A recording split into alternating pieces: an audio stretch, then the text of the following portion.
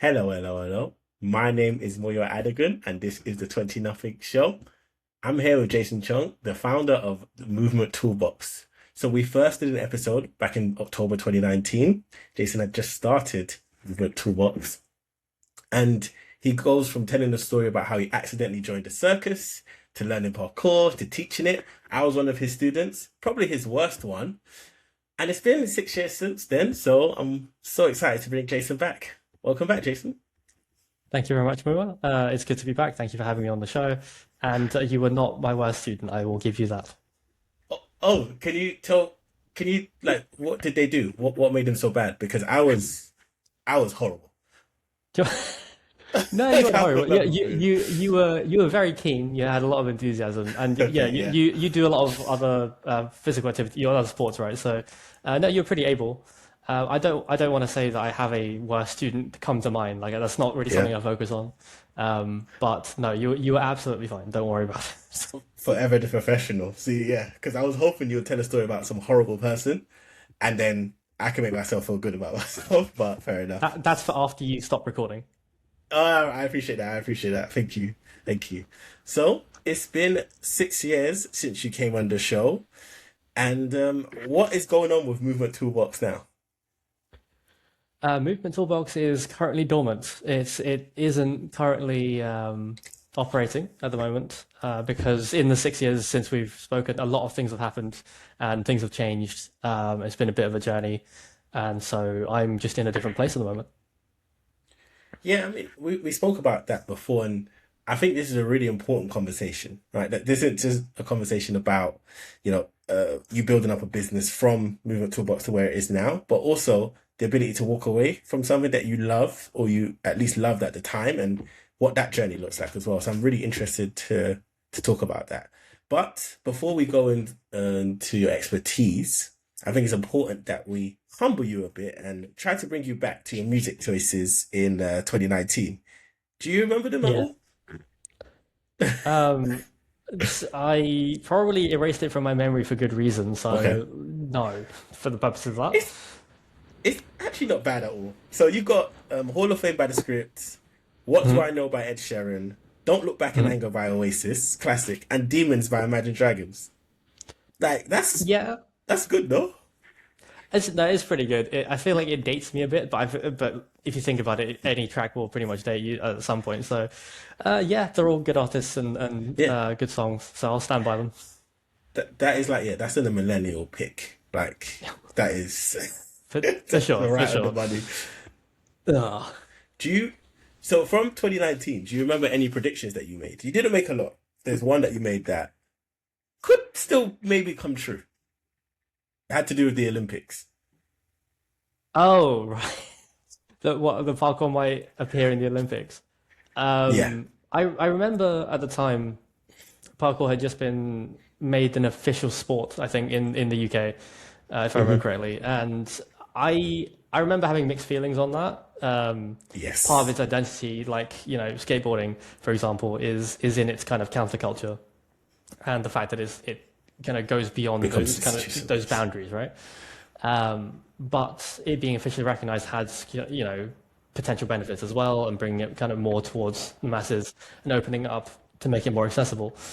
In terms of predictions, was it that I predicted it would be in the Olympics? You actually said the reasons why it wouldn't be in the Olympics. I think I was Oh, more great. hopeful. It was more like you were explaining all you were like you were saying it could be in the Olympics, but these are all of the reasons that it won't be. And That you are sounds pretty like me, much yeah. right. Yeah, Yeah. yeah. Like you are pretty much right in the fact that yeah, it might not ever be recognized because some people just can't agree on what it would Yes. actually even look like when goes in the Olympics. Yeah, I think if you were to gear it for competition, and that has been done before, and you see it particularly with Red Bull, that it is doable in competition, but Mm, it narrows it down to a very specific focus, yeah. and that might not be representative of the activity as a whole. But I mean, you see this everywhere. Like in Taekwondo, for example, there's point sparring, and that's not actual combat. That's you trying to get certain parts of the body with minimal force, Mm, essentially. There's showmanship, and then there's slightly, harder sparring and all that sort of stuff. So this is seen in other sports as well, but I think I might be biased, but specifically with parkour, it's even harder to categorize. It gets. Would you say it gets watered down, or do you think that's a bit too harsh? Well, you're putting it on a very big pedestal if you put it in the Olympics, and I feel Mhm. like people that watch it might, who are maybe more impressionable, might just see just the flashy, flippy bit, which again is very impressive and very difficult to do, but that really doesn't represent the heart of it. Or just the speed competition bit, for example, and just go, oh, you're just jumping really fast, and that's it. So I think Yeah, it's more the concern that it doesn't neither of those boil the activity down to its essence. Even combined, it doesn't really tell the story. I feel like like a tag championship, would be good at the Olympics. That would be the most honest way to do parkour. Really sorry, you cut out there. Can you say that again, please? Oh, like a tag championship, because I've seen things like Uh, that online. yes, yeah, chase tag has gotten really popular since Yeah, after the pandemic, primarily, I think. That's everywhere ironic. now, and that's a really cool activity. It just for clarity, it does require a bit of a different skill set. Parkour True. people do enjoy it, and they're probably reasonable at it.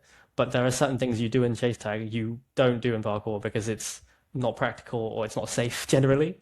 But because in chase tag it is exactly the same environment, and your goal is to tag them almost no matter what, depending on who, Yeah, yeah. if your name is Dom Safely. Tomato or not. Yeah, safely. So some things are just kind of more on the table than they would be normally.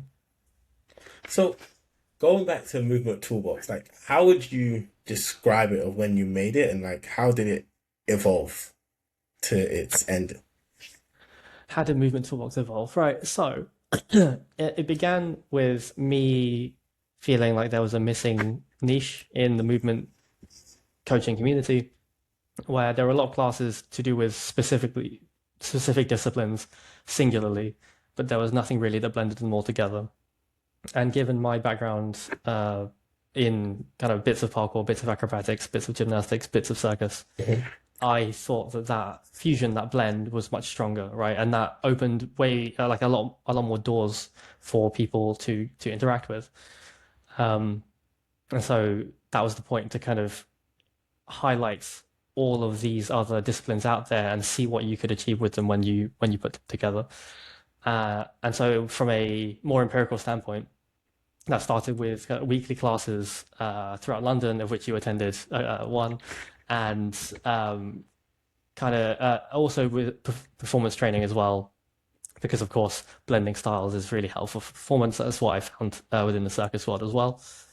And then the pandemic hit, 2020 hit, and as you can Mhm. imagine, for someone who teaches in person 100% of the time, that was pretty difficult. Outside. Yeah. Yes, exactly. And so this actually lined up with me moving to Hammersmith just on in March 2020. So that was even more difficult just to kind of get new bearings as well as to deal with this. And what Movement Toolbox ended up becoming was an online platform for people to have something regular where they could engage in movement that wasn't just push-ups and like squats and whatever. It was something engaging. It was skill-based, and they could learn. And I felt like I had a natural advantage or a niche there because of my experience beyond parkour, right? A lot of the people who I interacted with and who were already in my audience were there for parkour to start with or primarily, Mhm. but because I had my background in martial arts and in circus, a lot of those movement games and movement skills you could replicate in your own living room if you are creative enough. Parkour you can't really do without destroying someone's furniture or, you know, Yeah, yeah, and yeah. a lot of the kids' parents would be very upset with that. So I had to design, I had to really pivot and design a program that would be accessible for anyone in any space. My own space was only about 1 meter by 1.5 meters. Like it was not very big, Yeah. that little living room space. So um, I kind of tried to empathize as much with everyone else who was also stuck at home as possible, and just try and design things to engage them as best as possible. So for 2020 to 2021, that's what it became, and we came back to in-person things. And um, since then, I carried on the classes, but it became for me personally, I then shifted more towards the film and special action slash stunt Yeah. performance area. And yeah, that's because it's so rare for things to one even survive the pandemic. Like you pivoted so well, and then we come to a place now that in 2024 where your decision to leave it. So it's like you put all of that effort in with the pandemic, pivoting, doing remote classes, which I think was so like innovative. You could have easily given up there, but you chose not to. So why did you make the decision to leave then? Why was you just like, you know what, I can put this to the side? Yeah, that's a really valid question there. I think from 2023 onwards, I started kind of slowing down and having a think about where I was going with this. And ultimately, having spent about 8 years in that field, right, interacted Yeah, with almost every, well, okay, not almost every, a lot of movement communities in London, a lot of businesses, a lot of entrepreneurs themselves. I came to the conclusion that as much as I had learned and as much as I had put in to what I was doing, ultimately, as an artist in this kind of field, you have to scale if you're going to keep going, right? Because you could keep going, but if you've hit a ceiling already, the return on that isn't getting any higher, and you're not able to reach the people that you feel like you want to reach or to grow. And I felt like I had hit that kind of a structural ceiling where it yeah, wasn't, it couldn't go any further. Like I could not physically be in more places. That's not going to work. There just wasn't that as more work that I could be doing.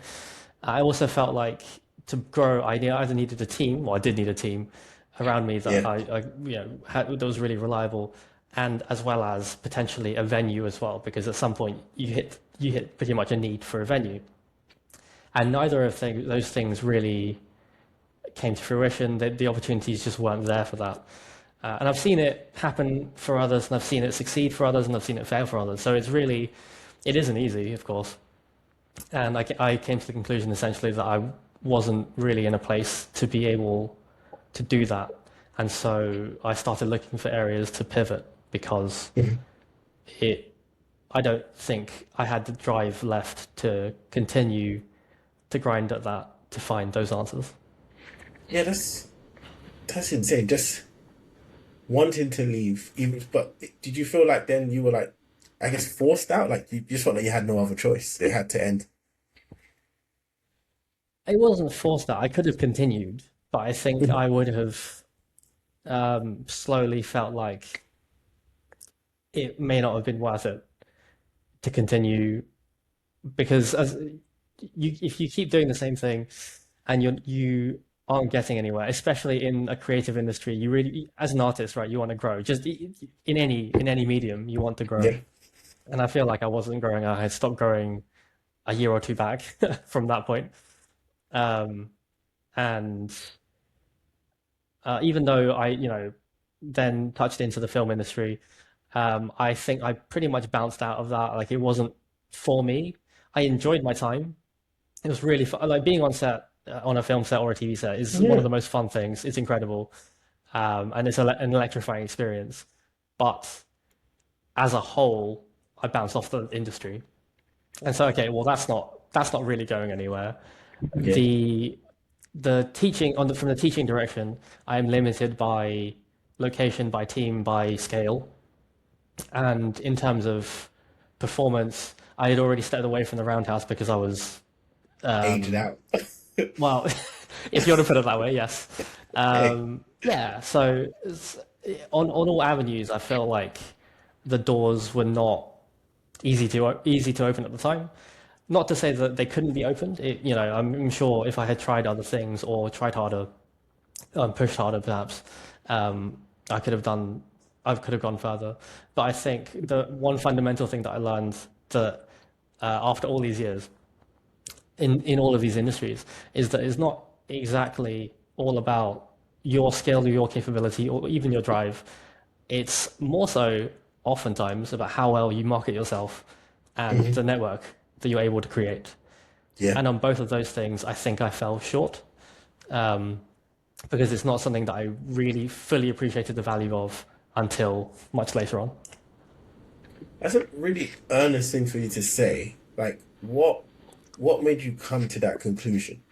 Because I actually agree with you. I even felt like that was some of my own ventures that my like kind of lack of self promotion has probably harmed me in ways that I thought would protect me. So I'm interested to know like what made you come to that. I think the big turning point for me with that conclusion was probably my dabblings in the film industry Mhm. because it was very much access to it was very much network based, and if you weren't part of those networks, things would just kind of pass you by. And to be part of those networks took perhaps more than I was willing to give, or Mhm. perhaps it just wasn't compatible. Like we weren't compatible as artists or as personalities, maybe. Um, it was that combined then with interacting with other businesses, other networks, other organizations, like the Roundhouse, even, and understanding that being able to pitch yourself well in person, from every scale, from in person to online to everywhere else, opens up opportunities that you would never get even if you're the best in the world, right? It's about Mhm. opportunity. You could be incredible at what you do, but if no one knows that you exist, or someone else is shouting louder than you are, even if they're a completely different skill set or whatever, then the likelihood is that they'll get more attention, right? And that's just how it is. Yeah, I mean, like there is the case of persistence on one side, saying like you keep pushing and one day you're gonna get your break, but there's also that sense of yeah, it felt like you were looking at this from a very like adult and logical way where it's like if this isn't working for me, I should pivot. You didn't like completely give up on yourself, you're still working on Yeah, yourself. So I'm really sorry. Could you say that last bit again? Because I didn't hear any of it.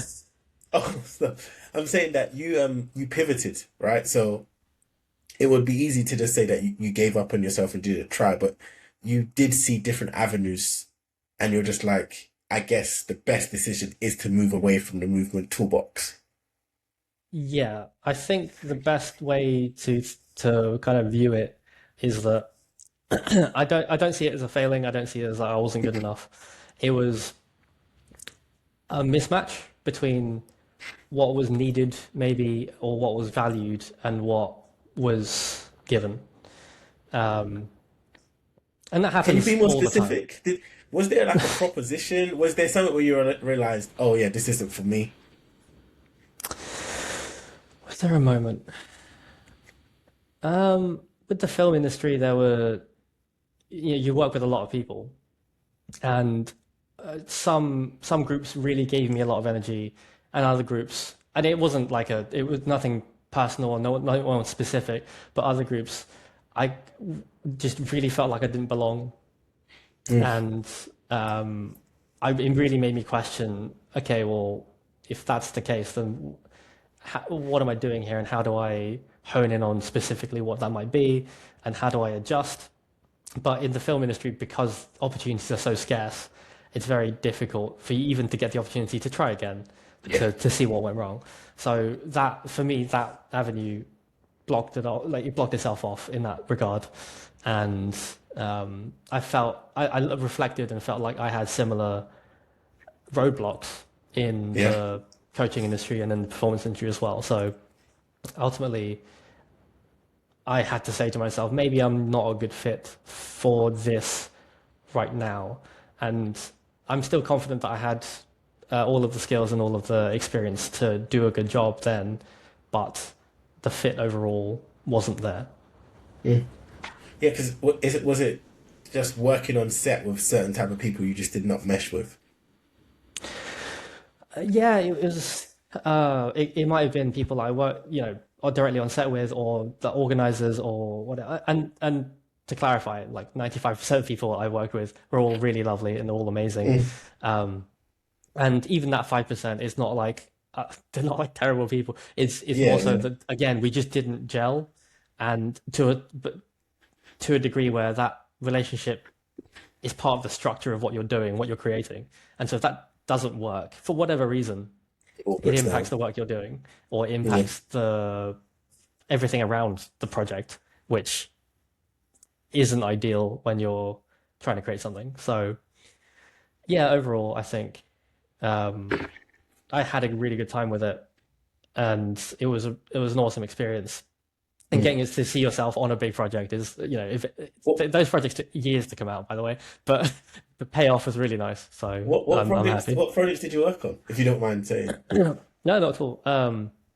In terms of film work, the two projects that were most prominent were Havoc, which is a Netflix film starring Tom Hardy, Hmm. and One More Shot, which is a sequel to One Shot, and both stories are filmed as if the whole time you're watching one shot Okay. transition to the whole story. Yeah.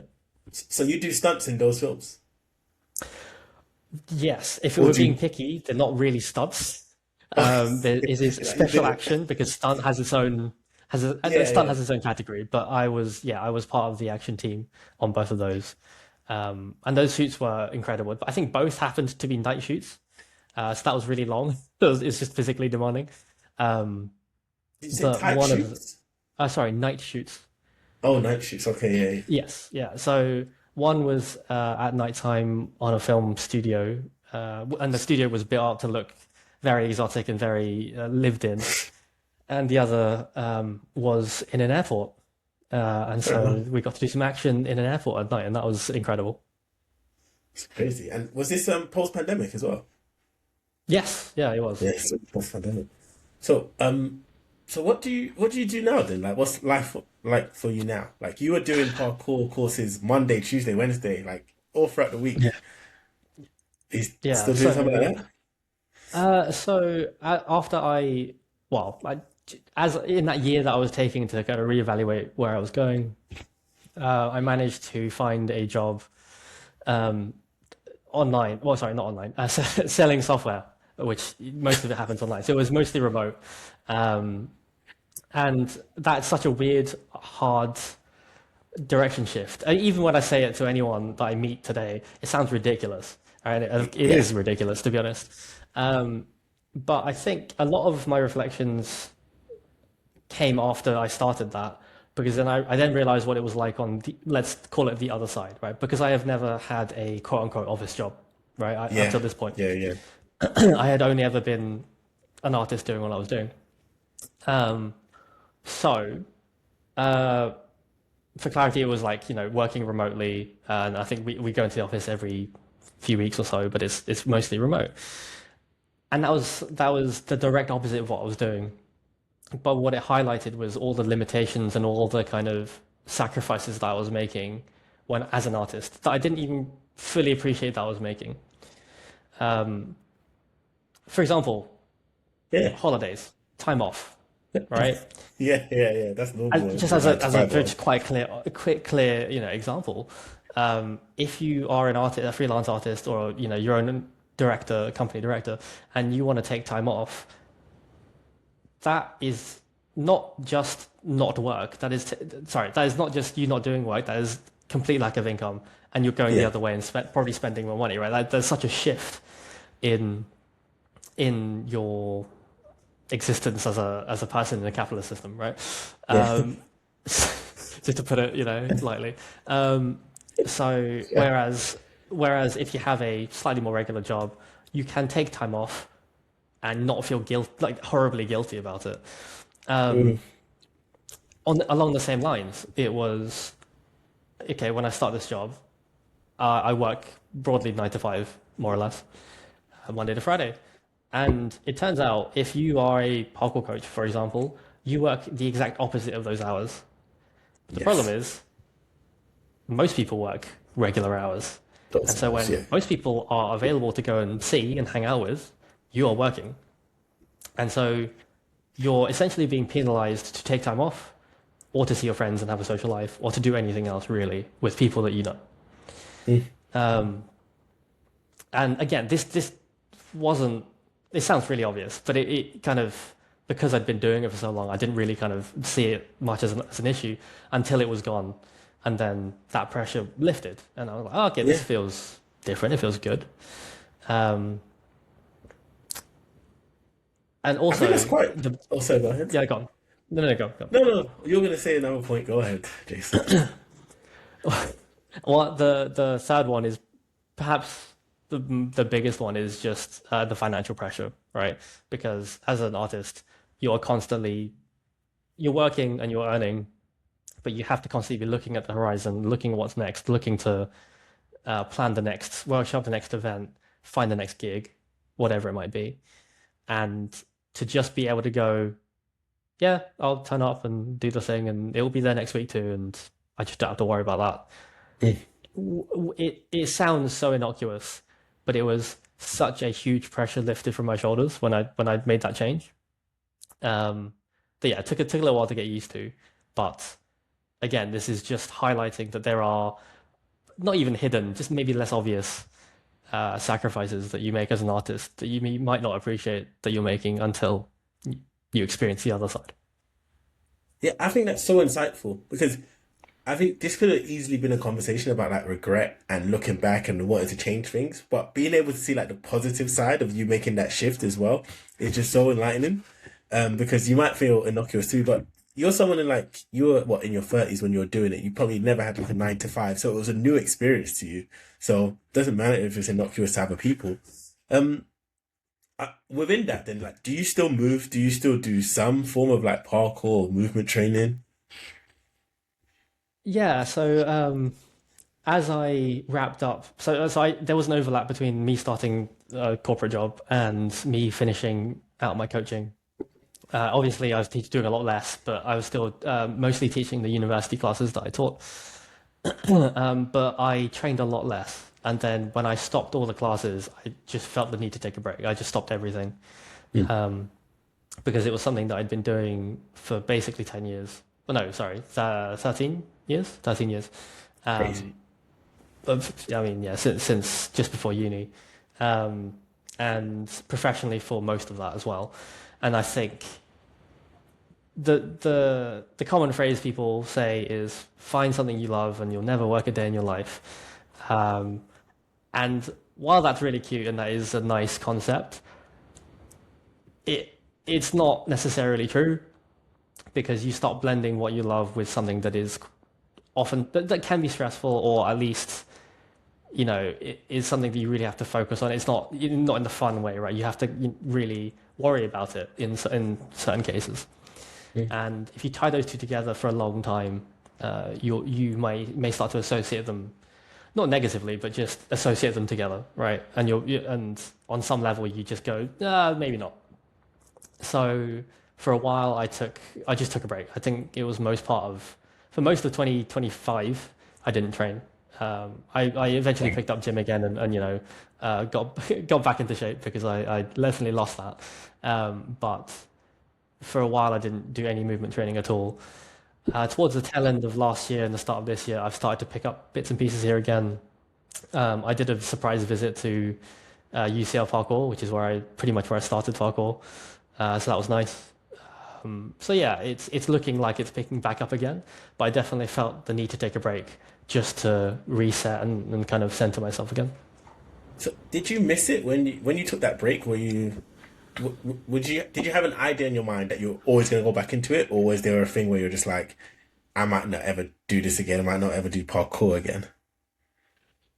I definitely floated on both sides of that fence.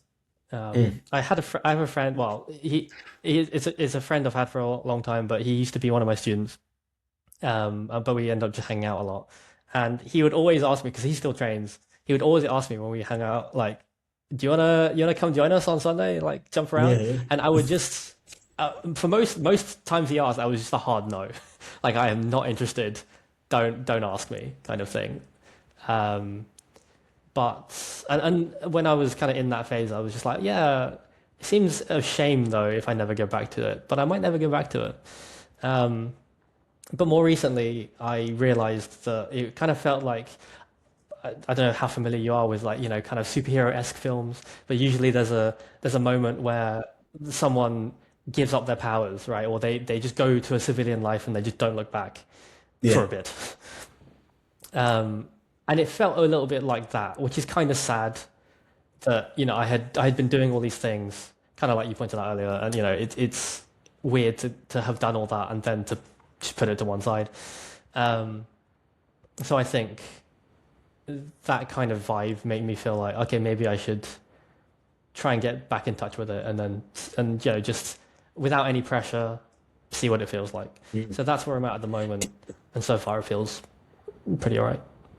Would you ever go back into teaching like those Saturday classes? Because you would do them every single Saturday. Like, Sorry, it cut out for the first half of your statement. Would you mind saying that again, oh, please? yeah. So, would you ever go back to teaching the Saturday classes? Because you were doing them every single Saturday. Honestly, I don't really know. So when I said I visited UCL Parkour very recently, I ended up jumping in to just help out. Right, the plan wasn't to teach. The plan was just to hang out and see old people again and maybe jump about a bit. But I kind of slid into it really easily. It felt comfortable. It felt familiar. Um, and I'm not one to say never. Yeah. The plan is not now. That is still far away, but um, I wouldn't say I wouldn't ever go back to it. It's just not on the cards for now. Yeah. Then I guess with something like this, with something like the movement toolbox and walking away, did you think there was a path where it could be successful, or do you think you're always kind of destined for it to not necessarily fizzle out, but for you to just express yourself creatively, and you always kind of knew in the back of your mind that there might be a point where you have to walk away? I didn't really consider there to be a point where I walked away, to be honest. Oh, That wasn't what I was focused on. But I knew that if it was to survive in the long run, I needed to build a team that I would be happy to pass that to. yeah, Um, and ultimately, I wasn't able to do that. And that is, um, well, I tried. I did try to find no, you people. did. I worked with a lot of people throughout all those years, and and I just don't think it lined up enough. Like other coaches and I saw things differently, or other performers and I had different styles that I don't think quite lined up. So again, is all of this is predicated on things just not quite lining up, Yeah, and that's okay. That totally it's a realistic outcome if you think about the odds of something like this. Really going the distance and succeeding. But yeah, it ultimately comes back to misalignment and scale. it's so interesting you bring up odds because you brought up a quote by your friend Nicholas in the first interview. Do you remember what your friend said? Do you remember, like, do you still have the friend as Uh, well? yeah, He's like, I haven't spoken no, to him in a Nicholas, while, don't but say that yeah, name. I don't want it to be like no, no, that. he's all good. He's all good. I think his quote was "Embrace the randomness." Exactly right. So it's like it's so interesting that you're talking about odds and the odds of it working out or not, because you don't know what the next step is like. And if you're getting back into parkour, there could be, I guess, an opportunity that you could still see it as like a creative outlet at least. Yeah, it's still workable as a creative outlet. And ironically, because of now my, let's say, 2 years of experience working in the corporate field, in kind of seeing different structures and seeing different ways of doing things, ironically, I'd probably run things much cleaner as a company director, not the coaching bit, but Hmm. the kind of business side of it, I'd probably do handle with a bit more of a steady approach. But the foundational structural issues are still there. Um, for example, I was chatting to another coach about this recently. Since I got my lead coaching qualification, which is I think 2017, 2018, something like that, I am not sure I've met another fully qualified level two lead coach that has qualified since then. Okay. Now, the thing is, I know those qualifications are happening every year, but where are these people going? Like, where are they? Um, Yeah. so, which is shocking, right? That's 8 years ago, 9 years ago. Like, it's crazy. Um, so not only there's not really an influx of new coaches, at least from what I can tell. There may well be, and I just might not be aware of them, but from what I can tell, there haven't been any. We then look back to the field of accessible coaches. We're talking in the coach sense for now, for this avenue. We're looking at the coaches that existed ever since then, right? And they all have their own priorities, their own businesses, their own focuses, their own styles. And I've worked with most of them. And I, again, don't think my approach, my vision for what I wanted Movement Toolbox to, to head towards lines up with how they would approach it. And that's fine, right? That they're all working professionals, they have their own style. And it just so happens that it doesn't line up with what I was looking for. And what I was looking for may well be a pipe dream, right? It may well be that these individuals that I would want to work with don't really exist. And that's okay too, right? If we're going back to odds, I can't just summon that into the ether that someone would work the way I would like them to. I have to work with what I have. And despite trying, it didn't quite line up that way.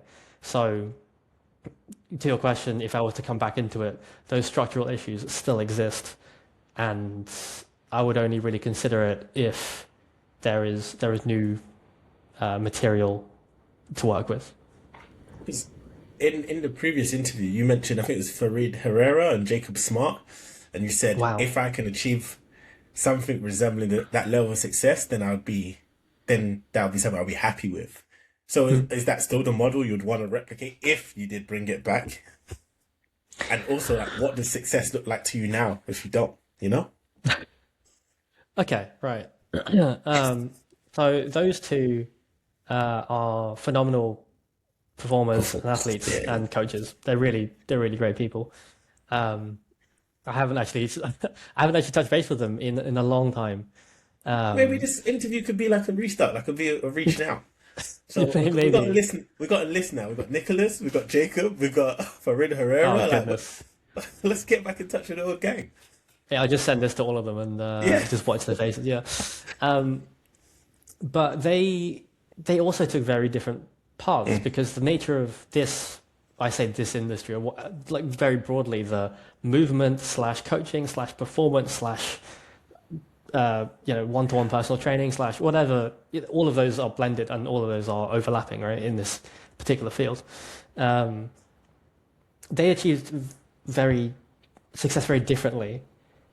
And that's not the direction that I was going for.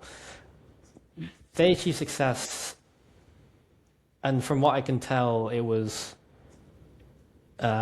success through their own individuality, right? So from what I can tell, Farid did a lot more one-to-one coaching, and he kind of leaned into that direction. Jacob continued with a mixed performance in coaching. But what I was trying to build with Movement Toolbox eventually was an academy, a structure, a curriculum, a team much like Parkour Dance Company, which is where I met Farid and Jacob, and it was founded by someone called Jade, who since moved on to a very non-movement based artistic creative endeavor. But at its peak, Parkour Dance Company had a team of very talented movement coaches, a director who had a background outside of parkour as well as within parkour, so had grounding in different industries, had classes happening, had performances, had workshops, and was kind of pitching itself as a whole, as a holistic artistic endeavor, right? Not just a class or not just a dance company, right? It was all of that, and I think a lot of interesting things came out of that because they all fed into one another. And so subconsciously, maybe, my goal was to aim for something like that. Similar to that, And so to me, that's what success would have looked like in so far as applying, eventually, forming a team, applying to, for grants and for artistic projects, performing festivals, maybe, that kind of thing. So as in your work now, like in what you do now, in who Jason is now, what does success look like to you?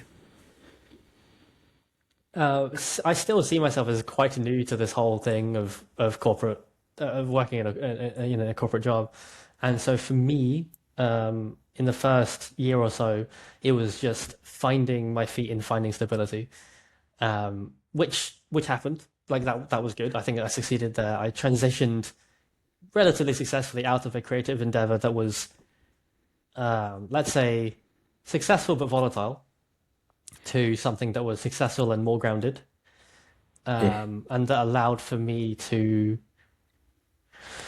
as weird as it sounds, it's allowed for me to just kind of exist and enjoy my time, Yeah, um, I think that sounds without very that's without human. being, yeah, yeah, exactly right. So I think that I've hit that stage and I've achieved that. So the next stage for me is to move up in that world, whatever that looks like, and explore different options. Because again, it's still all quite new to me in Yeah. the sense of where I want to grow and where I want to point towards. But in terms of the last couple of years, it's essentially sticking the landing, which I think is a phrase that fits quite well. Leave the jokes to me, buddy. Okay, yes, that was actually really good. Um, I Thanks. just just a few more questions here. One of them is Yeah. like, yeah, do you have any regrets about how it was, how it played out? Would you have played things differently? Any choices that you made that you kind of wish that you pivoted the other way? Um, regrets. I don't really have regrets as such. It's more of a thing of, at the end of a journey or at the end of whatever, you kind of look back and go, I wish I had done things. Of course, I wish I'd done things differently in terms of the scaling, the kind of macro approach. I was so micro focused Mm. on the technical details. And I think I just am as a person, more so on the smaller details than the bigger ones. Um, and I wish I had seen the bigger picture earlier. But at the same time, I don't think I had the experience Yeah. or the maturity, maybe, through the experience to see it that way. And so there was no way I could have known. Um, so in that sense, no, I don't think I regret what I did because I approached it as best I could with what I had. Um, and yeah, the last, what, 10, 12 years has been an incredible journey.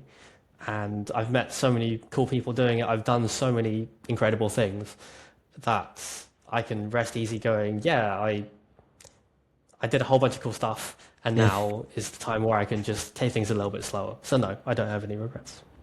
So, what advice would you give to 2019 Jason, the one that walked into the Roundhouse studio? Right. Listen to more music. Um, Yeah, why the? yeah, wider range. No, it's the songs are fine, but I think I think I would have told 2019 Jason to, yeah, take a step back and look at things from the bigger picture and really start planning your direction and where you want to aim for earlier. Mm. Because while it's very good to say, and I'm pretty sure I must have said something similar back then, which is, oh, I'm just taking it as it goes, I'm being adaptable, and, opportunities kind of crop up and you have to be ready for them and whatever. And that's great, and you should do that. But having a plan, having a loose plan even, and a direction and an endpoint goal, um, whether it's, a 1 month goal, a 1 year goal, a 5 year goal, whatever it might be, um, that is really important just to Mm. give structure and direction. And whether or not you hit that doesn't really matter. But having a focus and having steps you can effectively take over time towards that helps guide Yeah, that's what I was gonna say. it helps guide you in where you want and how you want to grow. Yeah, it's just like a measuring stick. I mean, one of my last questions was going to be around like advice to someone starting out, but I think it is kind of what you just said as well. It's kind of understanding that you have a plan, but also knowing when to pivot as well, which you actually done gracefully. Because a lot of the things that push people out of that, the creative industries, are the it could be financial, it could be burnout, like passion burnout, but it didn't feel like you allowed yourself to get to that point. It felt like you pivoted just enough to where you can still go back into parkour. You don't think of it isn't like this harsh reminder of what could have been because you were able to kind of Yes. take that step back when you got the chance. Yes. Yes, I really think it's important to because we get so much conflicting advice as young people, as kids, teenagers, you're at uni, you get told so many things, and if you really think about them, they all say very different things, right? Mm.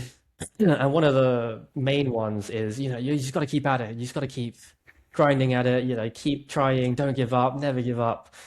And that's helpful in some circumstances. It really is. But ultimately, at some point, it will become destructive. And you have to think, well, if that end goal is worth what it might become. And Yeah. as you've kind of pointed out, uh, to me at that point, it was like I feel like I have explored all of the avenues that I have in front of me, and those obstacles, ironically, are not ones I can overcome right now because they are beyond me. It's not about me, those obstacles. Those obstacles are structural. They're ceilings that I have nothing to do with for the most part. I'm not going to completely absolve responsibility, but for the most part, I just start things that I couldn't get past. And so, yeah, I think as you so well put it, being able to kind of walk out of the room with your shoulders down and your head held high, kind of thing, rather than dragging yourself out of there, Yeah. having exhausted everything at it, I think is important. And knowing when the timing is right is not something you can ever figure out ahead of time. It's just you'll see it coming and you have to just recognize that sign. Yeah, I mean, Jason, you're selling software. Like, there's worse ways to land on your feet. Okay, it's not like you're out on the street looking for change. So you're doing okay to that regard. So I just want to I was say pretty lucky, thank yeah. you. Well, fair enough. Thank you for coming on, Jason. Really appreciate it. So I feel like a conversation like this is a lot more important than you might realize because it'll be so easy to talk to the previous entrepreneurs and their businesses are going on, but it might not be as relatable, right? Not everyone has a business that's lasted for 10, 5, 10, 15 years. Whereas in your instance, you walked away from it, something that you're passionate about, and you're still able to look back on it with like a positive view. So I just think that this is going to be a really important conversation because, like you said in this interview, like this wasn't a failure. It was just a journey that you took in life. And I think it's really good that you can look back on it positively. So thank you for embracing the randomness and talking to me. And thank you for coming back and talking about your journey. Thanks for the opportunity and the platform. And yeah, I really enjoyed the conversation. It was nice to reflect on it in a kind of verbal way because you can think about it in your own spare time as much as you want, but to kind of put it out there and to hash it out to someone is really helpful, I think. So yeah, thank you for the opportunity. Anytime, my friend. Goodbye. See ya.